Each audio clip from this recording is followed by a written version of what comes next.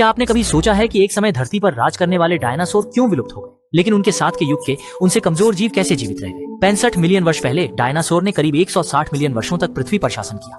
उसके बाद एक छोटा उल्कापिंड पृथ्वी से टकराया और साथ में डायनासोर सहित लगभग 75% प्रजातियां विलुप्त हो गई।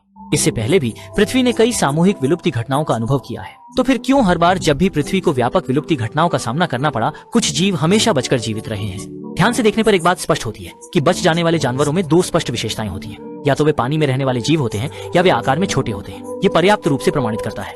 ये पर्याप्त रूप से यह बताने के लिए है कि क्रीटेशियस पैलियोजीन विलुप्ति घटना में जल जीवों पर प्रभाव उतना नहीं था जितना स्थलीय जीवों पर। जो आकार में छोटे जीव थे वे बड़े जीवों की तुलना में अधिक भाग्यशाली थे।